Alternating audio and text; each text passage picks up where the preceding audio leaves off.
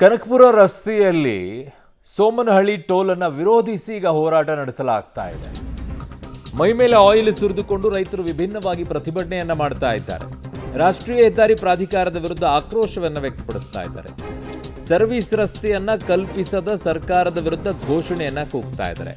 ಕೂಡಲೇ ಟೋಲ್ ವಸೂಲಿ ನಿಲ್ಲಿಸುವಂತೆ ರೈತರು ಒತ್ತಾಯ ಮಾಡ್ತಾ ಇದ್ದಾರೆ. ಸರ್ವಿಸ್ ರಸ್ತೆ ಕೊಡಬೇಕು, ಆ ಕೊಡದೇನೆ ನೀವು ಹೇಗ್ರಿ ಟೋಲ್ ಸಂಗ್ರಹ ಮಾಡ್ತೀರಾ? ಅರ್ಧಂಬರ್ಧ ಕಾಮಗಾರಿ ಆದ ನಂತರ, ಪೂರ್ಣವಾಗಿ ಕಾಮಗಾರಿ ಆದ ನಂತರನೇ ತಗೊಳ್ಬೇಕಲ್ವ?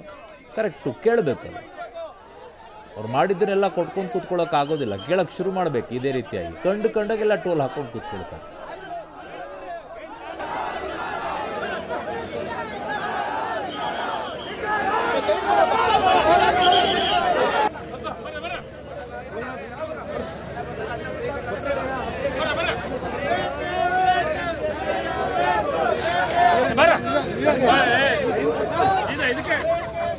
ಸರ್ಕಾರಕ್ಕೆ ಬೇಕೇ ಬೇಕು, ಬೇಕೇ ಬೇಕು.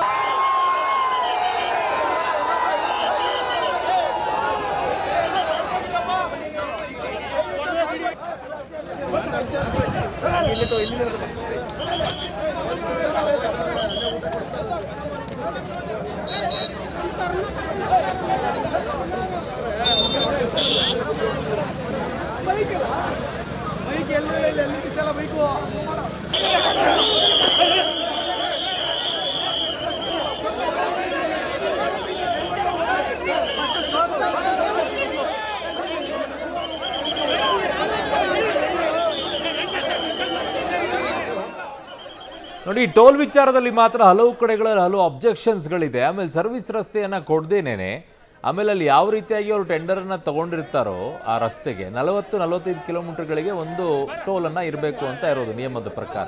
45 ಕಿಲೋಮೀಟರ್ಗೆ ಒಂದು ಟೋಲು. ಕೆಲವು ಕಡೆಗಳೆಲ್ಲ 30 ಕಿಲೋಮೀಟರ್ಗಳಿಗೆಲ್ಲ ಟೋಲನ್ನು ಹಾಕ್ಕೊಂಡು ಕೂತ್ಕೊಳ್ತಾರೆ. ಸರ್ವಿಸ್ ರಸ್ತೆ ಮಾಡೋದಿಲ್ಲ. ಯಾರು ಹೇಳೋರಿಲ್ಲ, ಯಾರು ಕೇಳೋರಿಲ್ಲ. ಅವ್ರಿಗೆ ಇಷ್ಟ ಬಂದ ರೀತಿಯಲ್ಲಿ ಕಟ್ತಾ ಇರ್ತಾರೆ ಜನ, ಈ ಕಡೆಗೆ ಅವರು ಇಸ್ಕೊಳ್ತಾ ಇರ್ತಾರೆ. ಯಾರಿಗೂ ಯಾವುದು ಕೇಳೋ ಹಕ್ಕೇ ಇಲ್ವಾ? ಆಗಿದ್ದಾಗ ಕೇಳಬೇಕು. ಇನ್ಮೇಲೆ